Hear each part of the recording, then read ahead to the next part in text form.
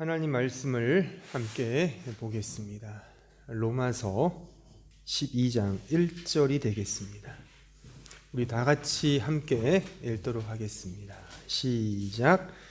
그러므로 형제들아, 내가 하나님의 모든 자비하심으로 너희를 권하노니 너희 몸을 하나님이 기뻐하시는 거룩한 산 제물로 드리라. 이는 너희가 드릴 영적 예배니라. 아멘. 말을 잘하거나 글을 잘 쓰는 그런 경우는 단순히 어떤 단어나 표현이 좋다기보다는 그 말과 글의 흐름이 논리정연할 때 글을 잘 쓰고 말을 잘한다라고 이렇게 말하는 것이죠.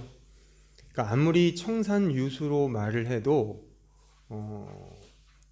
이럴 때는 저렇게, 저럴 때는 요렇게 이렇게 말하면 이게 앞뒤가 안 맞으면 또 그 주제나 흐름이 달라지면 아무리 좋은 표현과 단어를 쓴다 하더라도 그거는 좋은 말과 좋은 글이라고 말할 수가 없습니다. 우리의 수준에 맞추어 주셔서 주신 이 하나님의 말씀인 성경은 이런 의미에서 참 놀랍습니다. 성경은 머리카락 한 올 들어갈 틈도 없을 정도로 거의 완벽하게, 매우 친밀하고 정확하게 하나의 주제만을 말씀합니다.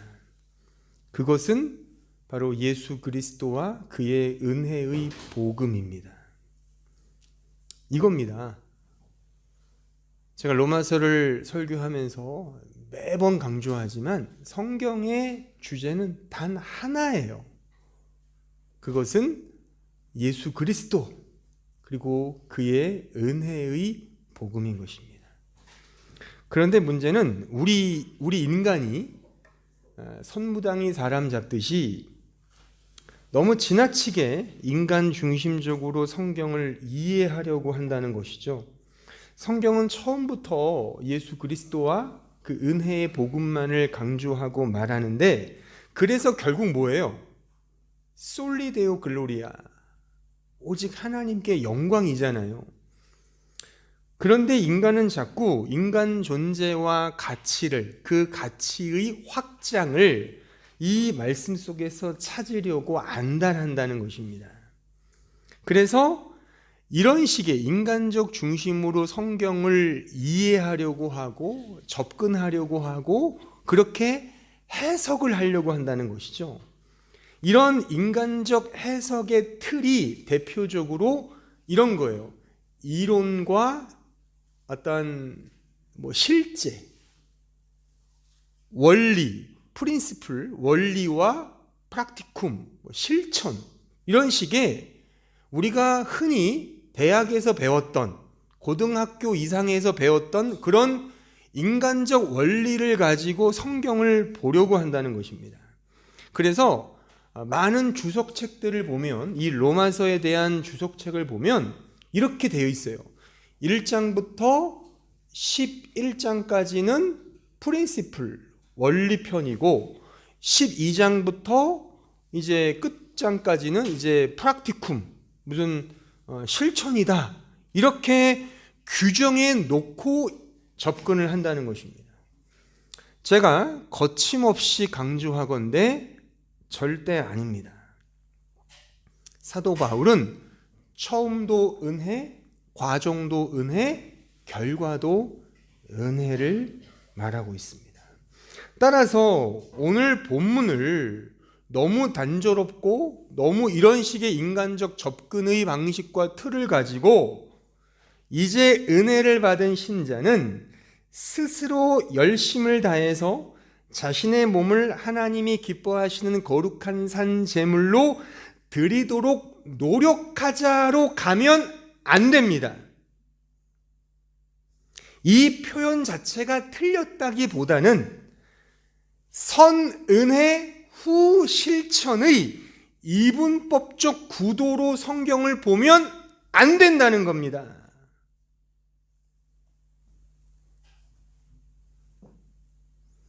하나님의 은혜에 대하여 우리 신자가 이제 어떤 식의 반응을 해야 되느냐로 접근을 하면 결국 그 접근은 인간적 자기 공로가 된단 말이에요. 결국 남는 것은 세상이 말하는 도덕과 윤리가 되어버린단 말입니다. 사도 바울은 하나님의 영감을 받아 이 서신서를 기록하면서 그 대상인 성도들과 교회에게 이 말씀을 전하면서 그가 의도하고, 물론 영감을 받았겠지만 의도하고 계획하고 소망하는 것은 단 하나예요. 하나님의 은혜의 복음인 겁니다. 이 은혜의 복음 안에서 우리의 삶이 격발되는 겁니다. 은혜를 받았으니 이제 우리 힘으로 한번 열심히 살아보자로 가면 선은혜 후 실천이 돼버리면 그 은혜는 깡그리 없어진다니까요. 그래서 나는 은혜를 받아 이렇게 행하는데 너는 왜 그 모양 그 꼴이야? 이렇게 된다니까요. 이건 은혜를 모르는 자입니다. 은혜는 그렇게 나오질 않아요. 은혜는. 그러니까 우리가 주목해야 될 것은 내가 어떤 일을 해야 되느냐로 성경을 보시면 안 되고, 좀 강조컨대 하나님이 나를 위해 어떤 일을 행하셨느냐로 성경을 봐야 되는 거예요. 그러니까 이 성경을 통해 내가 하나님께 어떤 기쁜 일을 해드릴까로 이미 안 된다는 걸 배웠잖아요. 11장에서. 우리가 뭔가를 드려서 하나님을 기쁘시게 할 수 있느냐? 갚으심이 있겠느냐? 이런 어리석은 자들아, 그건 아니야. 모든 것은 from God, through God, to God. 다 하나님의 절대적 주권의 은혜였잖아. 이거를 사도 바울이 11장까지 강조했잖아요. 이 주권적 은혜 속에서 이제 신자의 삶이 격발되는데 그 신자의 삶도 결국에 은혜라는 겁니다.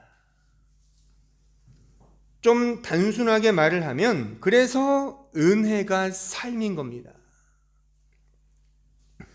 사도는 로마서를 기록하면서 이것을 주구장창 강조해요. 너무하다시피 귀찮을 정도로 반복을 해가면서 이 말씀을 전하는 거예요.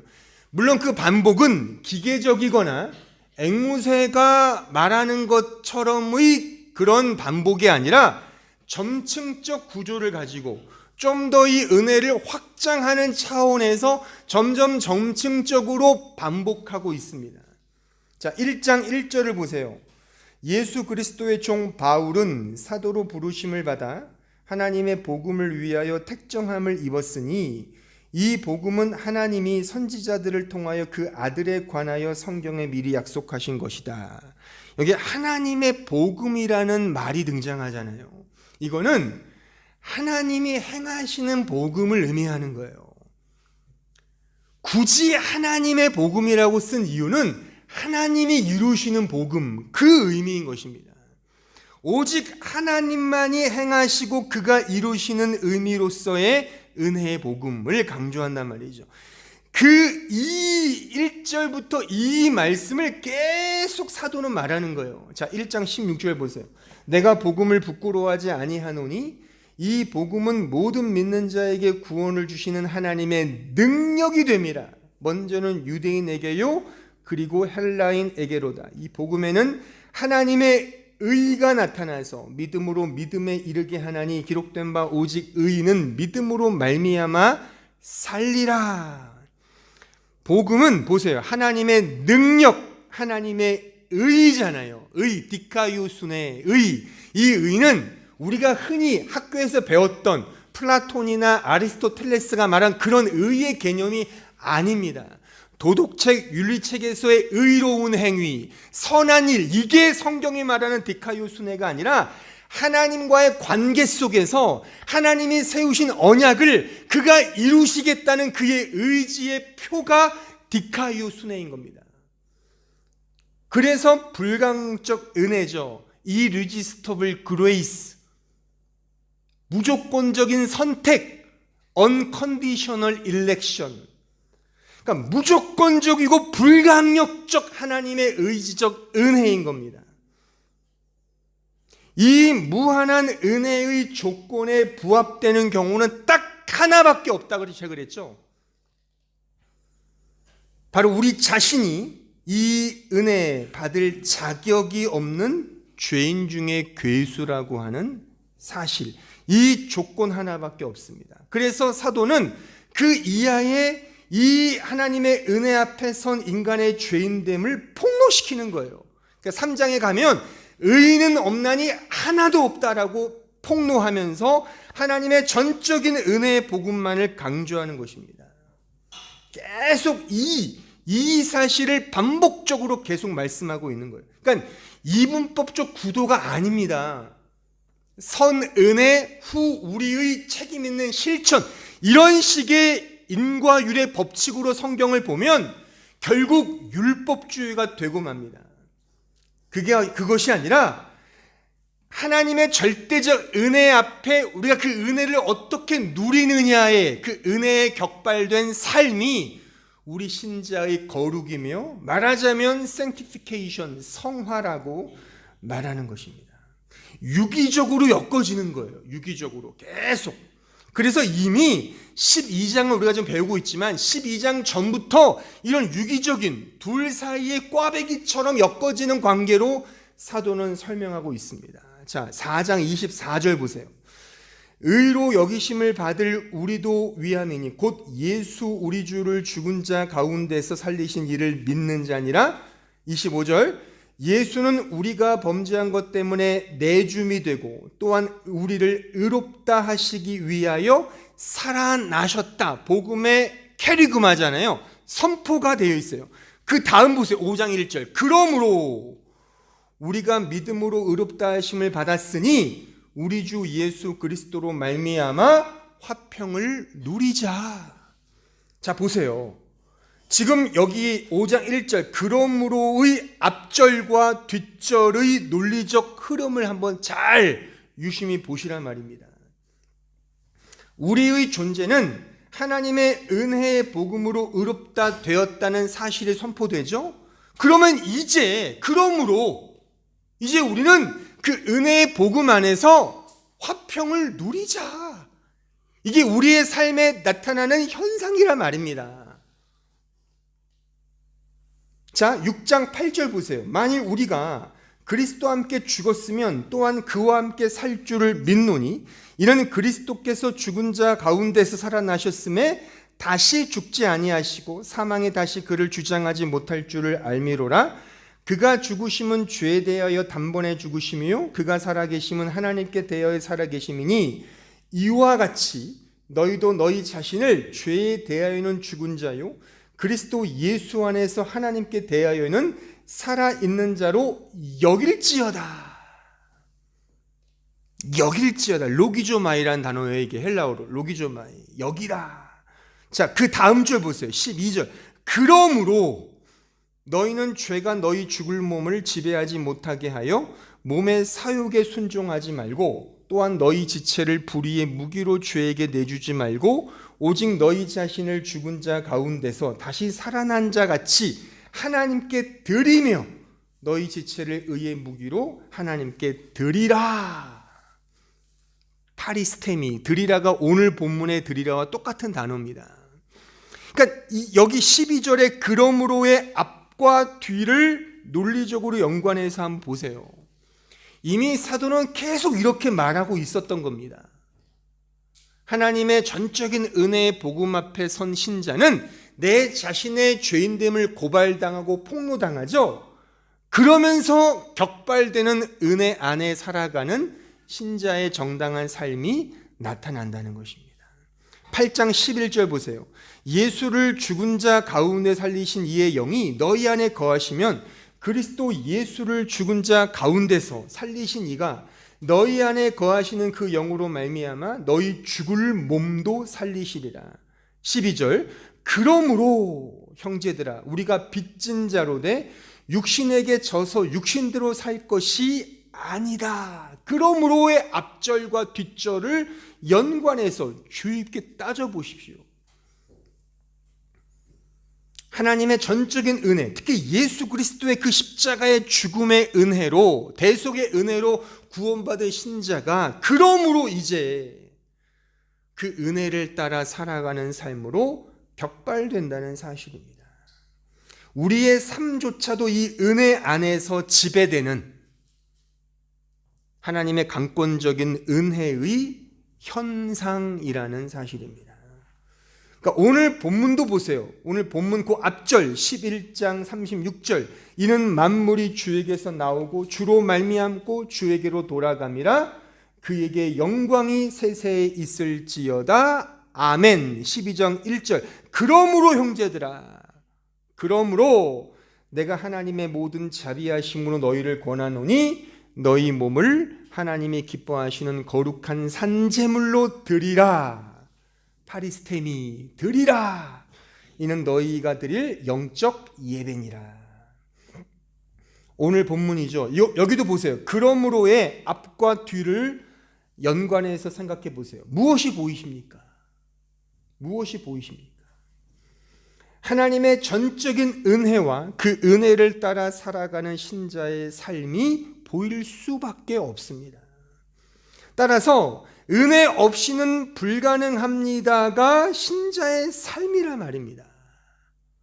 그러니까 이분법적 구도에서 이제 하나님의 은혜를 받았으니 이제 내 힘으로 산다, 이게 성립되지 않고 우리가 살아가는 삶조차도 하나님의 은혜, 하나님의 간섭, 하나님의 강권적인 섭리, 그의 주장, 그의 의지, 그의 사랑이 없으면 나는 아무것도 못합니다로 격발된다는 것입니다. 물론 그 은혜에 격발되는 삶의 양상은 약간의 차이와 각 개인마다 어떤 방식은 다르겠지만 결국 은혜의 절대성과 필연성으로 모아질 겁니다. 신자의 삶은 은혜의 절대성과 필연성으로 모아지는 거예요. 그래서 그 은혜가 우리 신자의 삶을 지배하는 것이죠. 하나님의 절대 주권적 은혜 앞에 선 신자는 그래서 이제 자신의 몸을 하나님이 기뻐하시는 거룩한 산 제물로 드리게 되는 것입니다. 여기에 몸이라고 번역된 헬라어 단어가 소마예요. 이 성경에 보면 육체, 육신, 몸이라는 단어가 두 개가 등장해요. 헬라어 단어로 보면 하나는 소마이고 또 하나는 사르스란 단어예요. 소마라는 단어는 영어로 쉽게 말하면 body로 번역을 하고요. 이 사르스란 단어는 flesh로 번역을 하거든요. 근데 이것이 성경의 다양한 구절에서 번역이 됐는데 이 소마와 사르스는 조금 달라요. 어감이. 그러니까 성경의 의미. 그러니까 영어로 말하면 body와 flesh는 좀 비슷한 의미지만 성경에서의 이 body와 이 flesh는 조금 다른데 특히 이 flesh로 번역된 이 사르스는 타락한 인간의 죄된 본성을 말할 때 육신이라고 번역을 해요. 이게 사르스거든요. 그러니까 이 한글 개역 성경에서 육신으로 번역된 단어는 거의 다 사르스예요. 헬라어로. 이것은 타락한 인간의 죄된 본성을 말할 때 이 사르스란 단어를 쓴단 말이죠. 반면에 이 바디로 번역된 이 소마는 그냥 객관적 인간의 몸을 의미할 때 이 소마란 단어를 쓴다는 겁니다. 제가 이 소마와 사르스를 여러 가지로 구분해 말씀드릴 수 있겠지만 사실 오늘 설교는 중요한 게 아니에요. 중요한 의미는 뭐냐면 소마든 사르스든 우리 인간의 죄된 본성과 연약함을 의미한다는 것입니다. 인간의 정체를 의미하는 것이죠. 그러니까 결국에 소마인 우리 인간, 사르스인 인간 존재는 결국 제가 지난주에 설교한 것처럼 자기 자신을 위해서밖에 살 수 없는 인간 존재로서의 그 연약한 인간의 이미지, 인간상을 대변하는 단어라는 것입니다. 그래서 인간의 몸은 죽는 거예요. 그러니까 예수를 믿어도 죽잖아요, 결국에. 저는 이런 생각을 많이 해봤어요. 예수를 믿는 자는 영생을 얻는다 그러잖아요. 그러면 영원히 살면 죽지 않고, 그럼 뭔가 믿지 않는 자와 차별성이 있잖아요. 그러면 전도가 더 잘 되지 않겠어요? 전도 정도가 아니겠죠. 미어 터지겠죠. 예수 믿으려고. 근데 실제 예수를 믿어도 죽는단 말입니다. 아무리 경건하게, 아무리 성실하게 믿음 생활을 해도 결국에 우리의 육체, 이 소마의 한계를 극복할 수 없다는 겁니다. 또 이것은 하나님이 정하신 법칙과도 맞습니다. 결국 이 세상의 끝이 어떻게 가죠? 결국 세상의 끝은 종말이며 심판이며 멸망이죠. 우리 개인으로 말하면 죽음인 것입니다. 그러니까 이런 우리의 몸을 그래서 하나님께 드린다는 차원은 뭐냐면 결국 그 은혜 앞에 내 자신의 소마의 죽음을 확인하는 겁니다. 나 자신만을 끊임없이 위해 살았던 내 자신의 자아를 복음 앞에, 은혜 앞에 고발당하는 거예요. 그래서 이제 그 은혜를 경험한 자는 내 이 소마는 결국 죽는다는 것을 그 은혜의 복음 앞에 확인을 받는 거죠. 그 확인의 대상이 예수의 십자가 아닙니까? 내가 죽어야 될 저 자리에 하나님이 죽으셨네, 내가 죽는 게 맞습니다로 그것을 죽음을 메타포하는 것이죠. 자기 스스로에게 어플리케이션, 적용을 하게 되는 거죠. 보세요.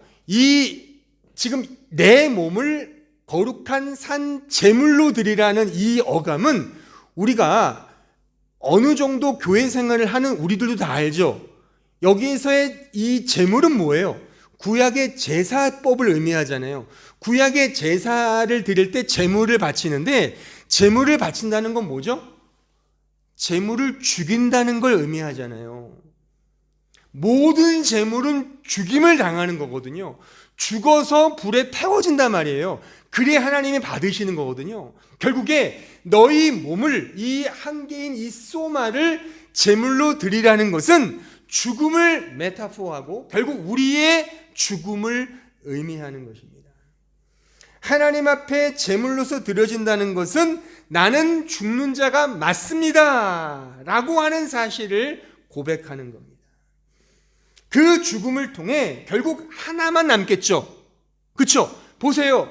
예수를 믿는 신자든 믿지 않는 불신자 다 죽지 않습니까? 근데 다 죽음을 통해 신자는 은혜로 가는 것이고 불신자는 자기 자신을 드리면서 가게 되는 거죠. 따라서 너희 몸을 제물로 드리라는 말씀은 인간은 마땅히 죽어야 하는데 모두가 다 죽는데 예수를 믿는 신자만이 그 죽음을 통해 오직 하나님의 은혜의 절대성과 필연성을 붙들게 되는 그 믿음, 그것을 의미하는 것입니다. 우리는 아담적 몸을 입고 살기에 생내적이며 본능적으로 하나님의 은혜마저도 율법으로 이해하려고 또한 그렇게 살고자 노력합니다. 이게 인간이 죽는다는 의미예요. 그러니까 불신자들이 죽는다는 의미인데 동일해요. 신자도 예수 안에 그 은혜를 알면서 이제 나를 드린다는 것은 나의 죽음을 함의하고 남는 건 오직 예수의 은혜, 하나님의 은혜만이 남는다라고 하는 사실이에요. 보세요, 여러분들, 우리가 다 죽지 않습니까? 그러면은 불신자들은 죽어서 지옥에 가잖아요. 좀 원색적인 복음으로 말하면 지옥에 가죠. 지옥이 뭡니까? 지옥. 땅이잖아요. 땅에 갇혀 있는다는 뜻 자체가 한자 표현이잖아요. 지옥. 땅에 갇힌다. 아래로 간다는 거거든요. 아래로 간다. 그러니까 아래로 간다는 거는 오늘 말씀으로 말하면 아래로 나 자신을 드린다는 의미예요. 그러니까 나 자신을 아래로 던져준다는 게 지옥에 간다는 의미거든요. 반면에 천국 간다, 위로 간다는 거잖아요. 요한복음 3장에 보면 그 니고데모와 예수의 대화 속에서 거듭남을 말하잖아요. 거듭나야 한다. 거듭나다라는 단어가 이 아노텐이라는 단어거든요. 아노텐이 이 from above, 위로부터란 뜻이에요. 그러니까 위로부터 난다는 게 거듭남이거든요. 그러니까 다시 말하면 천국은 위로 가는 거예요. 하나님께 드리는 거예요. 그러니까 드리는 건 똑같아요. 죽는 게 드리는 거라면 지옥은 나 자신을 이 땅에 던져주는 게 죽는 거고, 신자는 위로 하나님께 자신을 드리는 거예요. 이게 다 죽는 건데, 결국 아래로 죽는 것은 나를 위해 죽는 거죠. 나를 이 세상에 던지는 거라면 하나님께 드린다는 것은 죽는 건 똑같지만 하나님의 은혜에 나를 드린다는 의미가 된단 말이죠. 이게 천국에 간다는 의미입니다. 그래서 오늘 본문이 너희 몸을 하나님이 기뻐하시는 거룩한 산 제물로 드리라 라고 말씀하는 거예요.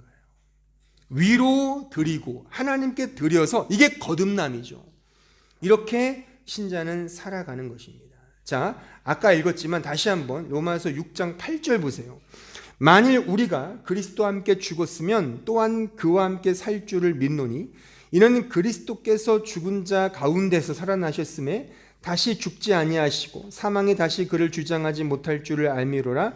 그가 죽으심은 죄에 대하여 단번에 죽으심이요 그가 살아계심은 하나님께 대하여 살아계심이니 이와 같이 너희도 너희 자신을 죄에 대하여는 죽은 자요 그리스도 예수 안에서 하나님께 대하여는 살아있는 자로 여길지어다.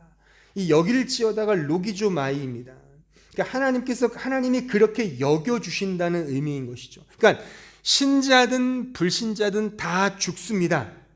근데 불신자는 자신을 위해 이 세상에 드리는 존재예요.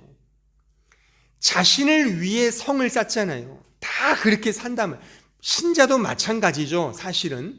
하지만 신자에게는 하나님의 은혜로 여겨주신단 말이에요.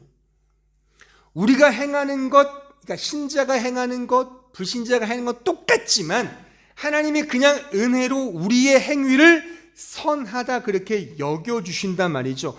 그 여겨주심이 우리 신자 쪽에서 어떤 식으로 실존적으로 이루어지냐면 죽음을 맛보지만 내 죽음이 하나님의 은혜의 나를 드리는 것으로 여겨지기 때문에 그것이 하나님이 기뻐하시는 산 제물이 된다는 의미인 것입니다. 자, 보세요. 구약에서 제물을 죽이는 걸 하나님이 기뻐하셨다 그러잖아요. 그럼 왜 하나님이 기뻐하셨을까요? 그 제물을 죽이는 게 죄를 속한다는 의미가 있는데, 보세요. 그 동물과 그 제물을 죽이는 게 진짜 죄를 속하는 게 맞아요? 그게 무슨 의미예요? 아니, 나를 대신해서 송아지를 죽이고 염소 새끼를 죽이는데 그게 내 죄를 대속한대요. 진짜 그렇습니까? 왜 그렇게 이해를 해야 되죠? 아니, 내가 지은 죄가 어떻게 동물을 죽이는 거가 뭔 상관이에요? 이건 하나님이 그렇게 정하셨다는 거예요. 정하셨다는 게 하나님의 로기조마이, 여겨주셨다는 은혜인 거죠. 하나님이 정하셔서 그렇게 여겨주시는 거예요. 그러니까 우리도요, 신자이지만 똑같이 살아요. 예수 안 믿는 사람과 똑같이 다 나를 위해 산단 말이에요. 근데 하나님이 우리의 행위는 선하게 여겨주신다는 거예요. 이걸 은혜의 복음을 통해 알잖아요. 알면 내 죽음 자체를 통하여 하나님의 은혜만이 오롯이 드러나게 되죠. 그 고백, 그 믿음이 신자의 삶이라는 겁니다. 이해하시겠습니까? 그러니까 우리의 삶이 내 자랑일 수 없죠. 한 가지 분명한 것은 그것마저도 은혜일 수밖에 없죠. 왜요? 하나님은 여겨주시는 건데. 6장 12절 보세요. 그러므로 너희는 죄가 너희 죽을 몸을 지배하지 못하게 하여 몸의 사욕에 순종하지 말고 또한 너희 지체를 불의의 무기로 죄에게 내주지 말고 오직 너희 자신을 죽은 자 가운데서 다시 살아난 자 같이 하나님께 드리며 너희 지체를 의의 무기로 하나님께 드리라. 여기에 드리라가 오늘 본문의 드리라와 똑같아요. 파리스테미. 이 파리는 파라의 접두어거든요. 그러니까 영어로 말하면 바이, 뭐뭐 요패란 뜻이고, 이 스템이란 단어는 스탠드, 풋, 셋, 이렇게 어디에 두다 이런 뜻이 되는 거죠. 그러니까 합해서 말하면 옆에 두다, 옆에 세우다가 바로 파리스테미, 드리다의 의미예요. 그러니까 뭘 세우겠어요? 뭘 세우겠습니까? 내 자신을 세운다면 어불성설이죠. 왜요? 은혜를 아는 자가 나를 세워요? 근데 우리 모두는 저를 포함해서 그냥 쉽게 나를 세우는 것으로 이해해요. 그러니까 내 공로가 되는 거예요, 거기에. 그러니까 이분법적 구도가 되는 거죠. 하나님의 은혜를 받은 자가 이제 나를 세워야지로 가면 율법으로 가버린다는 것이죠. 그러니까 뭘 세웁니까? 전적인 은혜인데 내가 세울 수 있습니까? 내가 세우는 건 죄일 뿐인데 하나님 뭘 받으시겠어요? 뭘 세우는 겁니까? 은혜를 세우는 거죠. 엄밀히 말하면 예수 그리스도의 십자가를 세우는 거죠. 그 십자가 앞에 선 내 자신이 그 옆에 서는 것. 이게 드리다의 의미인 거예요. 그 십자가 앞에 내가 서는 것입니다. 세워진 십자가 앞에 내가 서는 게 내 몸을 하나님이 기뻐하시는 거룩한 산 제물로 드리다의 의미인 거예요. 그럼 제가 언젠가 말씀드렸죠. 예수의 십자가 앞에 누가 있습니까? 성경의 표현으로 말하면 예수의 십자가 앞에 누구만 서 있어요? 어떤 이름을 가진 여인들만 서 있다고 그랬어요, 제가? 성경에 보면 예수의 골고다 언덕에 간 사람은 여인들밖에 없어요. 여자들이 잘 믿는다가 아니라 여자는 우리를 말하는 거거든요. 성경에서 남자는 한 분밖에 없어요. 예수님. 우린 다 신부거든요. 여인이 가는 거예요. 근데 어떤 이름을 가진 여인? 마리아, 막달라 마리아든 무슨 마리아, 다 마리아의 이름을 가진 여인들만 있단 말이죠. 마리아의 그 어원은 마라는 쓴물이란 뜻이죠. 쓴물은 죄인을 의미합니다. 죄인들만 십자가 앞에 서는 거예요. 자신의 죄인됨을 알고 오롯이 그 은혜만을 절대적이고 필연적으로 아는 자가 그 십자가 앞에 서는 것이고, 그 십자가 앞에 바이 스탠딩 하는 자가 곧 자기 몸을 제물로 드리는 그런 삶을 살아가는 신자다라고 말할 수가 있습니다. 그러므로 다시 강조하건대 너희 몸을 제물로 드리라 하는 말씀은 나는 죽는 자가 맞습니다. 오직 당신의 은혜뿐입니다를 고백하는 자인 거예요. 예수를 믿지만 여전히 우리들은 나 자신을 위해 살고자 하잖아요.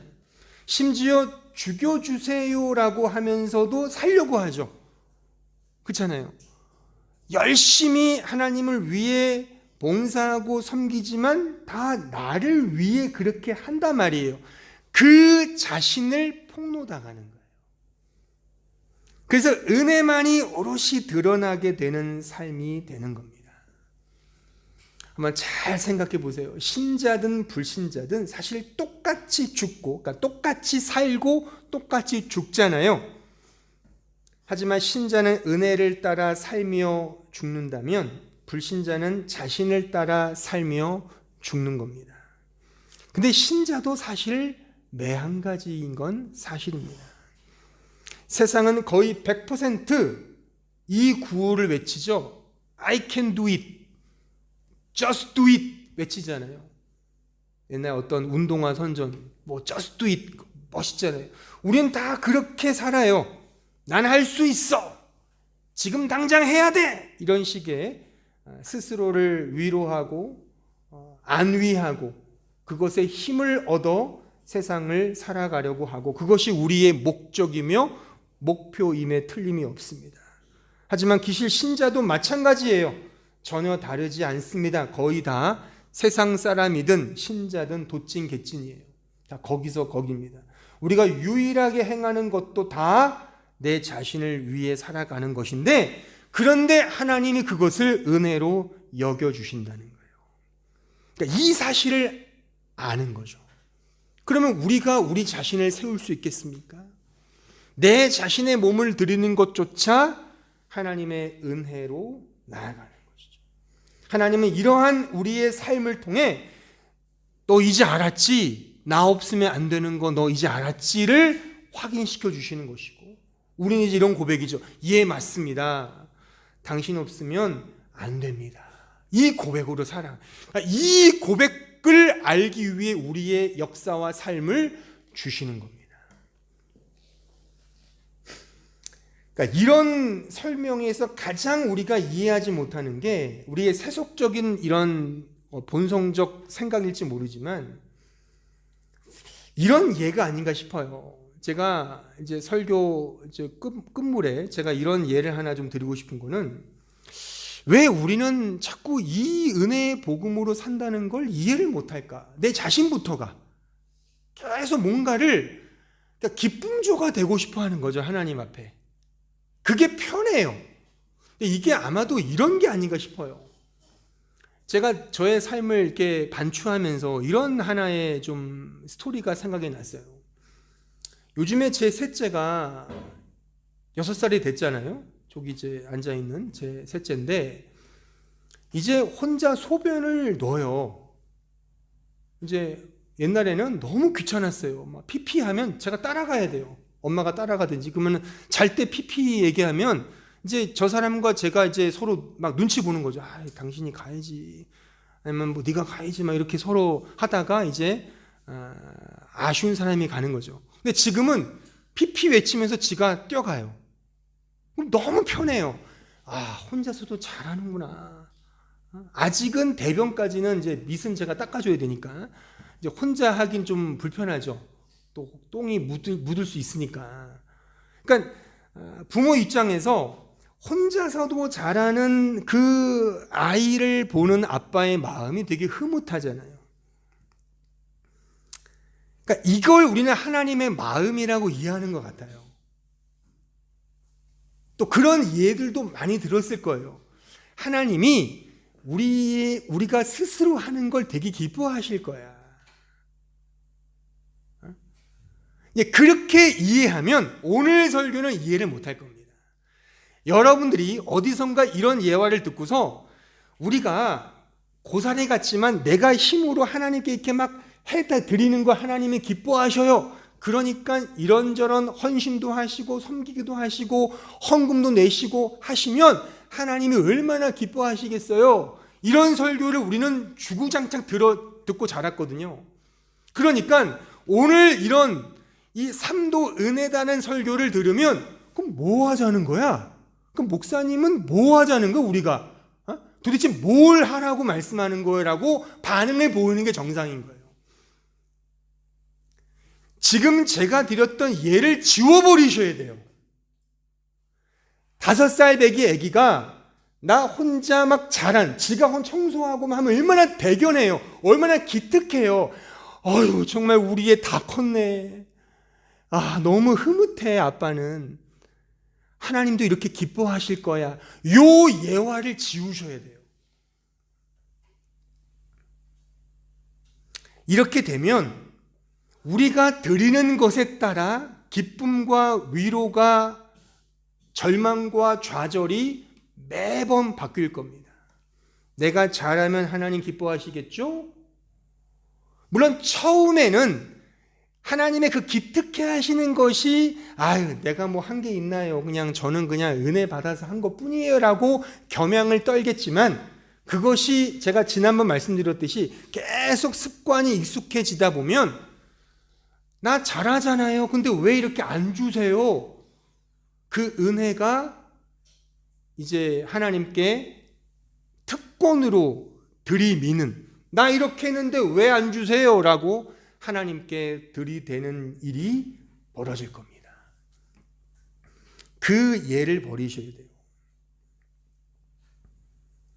우리는 하나님께서 너희들 나 없으면 안 되지를 확인시켜 주시는 것이고, 우리는 예, 맞습니다. 하나님 당신 없으면 나는 진짜 아무것도 못합니다로 가는 거예요. 그러니까 아까 예를 말하면 우리는 5살 배기 아기가 스스로 혼자 소변 누고 청소하면 너무 좋다고 해서 나 잘하지? 아빠 50센트만 10센트만 주세요. 그래 너무 잘했어. 그거 딱 주고 이걸로 모아서 헌금해. 이게 부모의 마음이지만 하나님의 마음은 반대입니다. 하나님은 아버지 도와주세요. 그래 도와줄게. 하나님 도와주세요. 저 오줌 마려워요. 그래 일로 와.